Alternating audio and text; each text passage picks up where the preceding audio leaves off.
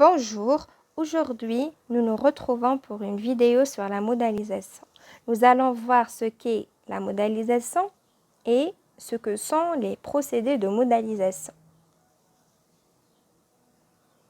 En guise de préambule, pour comprendre ce que sont les procédés de modalisation, il faut d'abord faire la distinction entre un énoncé objectif, c'est-à-dire un texte objectif, ou un texte énoncé subjectif.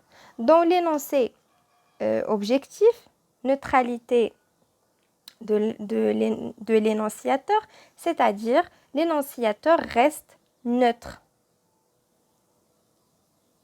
Autrement dit, il livre l'information sans laisser deviner ce qu'il pense de cette information. Alors que dans l'énoncé subjectif, l'énonciateur livre son sentiment, son opinion au sujet de ce qu'il dit. Le locuteur, pour modaliser son énoncé, c'est-à-dire le commenter, donner son avis dessus, a besoin d'exprimer une subjectivité. Alors l'énonciateur peut manifester un doute, une probabilité, un sentiment mélioratif ou bien péjoratif. Mélioratif, c'est-à-dire positif, péjoratif, c'est-à-dire négatif. Il peut aussi manifester son opinion ou bien son jugement personnel en faisant comprendre qu'il s'agit bien de son opinion et pas celle de quelqu'un d'autre. Il peut au contraire mettre à distance, c'est ici, mettre à distance l'opinion d'autrui. Il peut aussi manifester sa certitude. Question.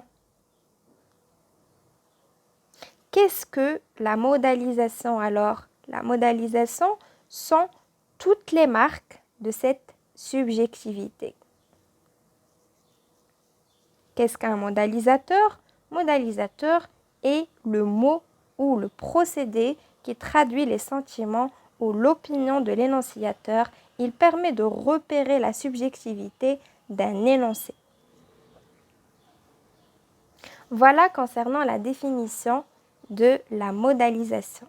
Passons aux procédés de modalisation. Quels sont les procédés de modalisation les plus courants pour exprimer la subjectivité?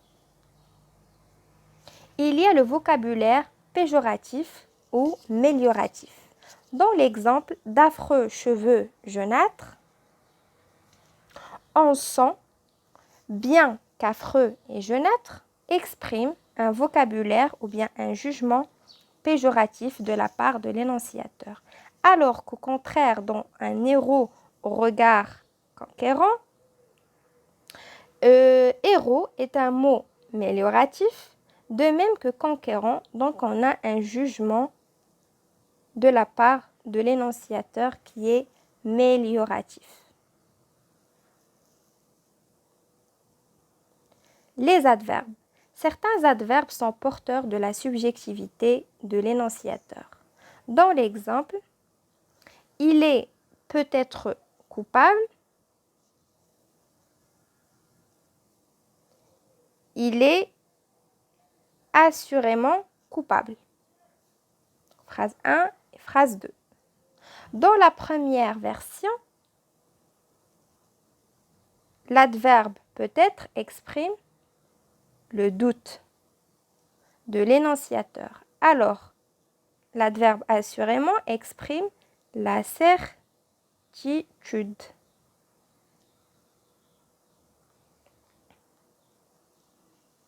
Certains verbes également sont porteurs de subjectivité. Dans l'exemple, je sais que tu mens. Ici, le verbe savoir exprime la certitude. Je pense que tu mens. Ici, c'est l'expression d'une opinion personnelle de l'énonciateur. Opinion personnelle. Et également dans « j'espère que tu plaisantes », l'énonciateur exprime un sentiment qui est le souhait grâce au verbe espérer. Le conditionnel. Le conditionnel a toujours une valeur modalisatrice. Exemple, ce serait lui qui aurait volé la clé. En employant le conditionnel ici, au lieu de dire c'est lui qui a volé la clé, l'énonciateur montre qu'il émet une distance, émettre une distance, un doute également. Quant à l'information, il a volé la clé.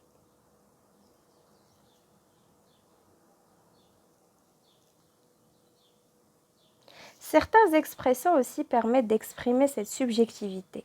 Exemple, d'après lui, Tom est coupable. Pour ma part, je n'en sais rien. L'expression d'après lui est une mise à distance de l'opinion d'autrui. L'énonciateur montre par cette expression d'après lui que ce ne sont pas ses mots, que ce n'est pas son opinion. Au contraire, dans l'expression pour ma part montre l'expression d'une opinion personnelle de l'énonciateur, bien sûr.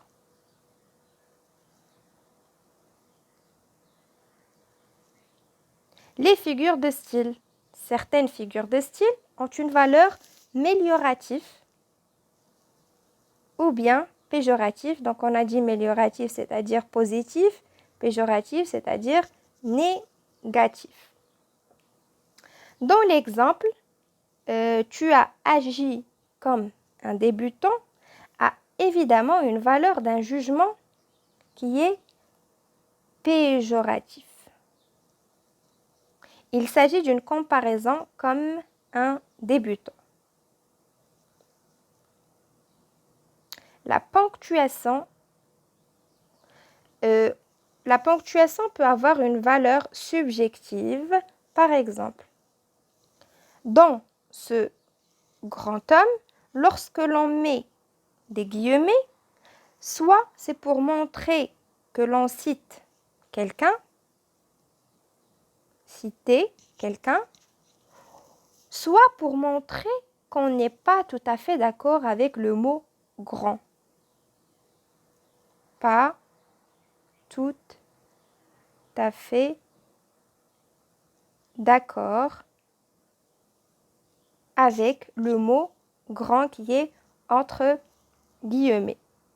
Et on le met à distance. Donc ici, le mot grand est mis à distance de son propre jugement, de son opinion personnelle. Passons à la deuxième phrase. Lui, coupable, vous croyez? Les points de suspension et le point d'interrogation ici montrent le doute et l'incertitude.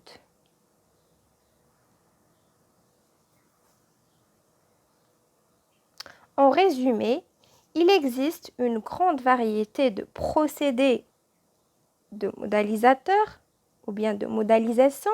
Ce qu'il faut apprendre, c'est-à-dire ce qu'il faut retenir, c'est de repérer dans un texte les moments où l'énonciateur fait apparaître sa subjectivité, c'est-à-dire son opinion, son commentaire, son point de vue, quand il exprime une opinion, un doute, quand il exprime un sentiment, quand il exprime une opinion personnelle, etc.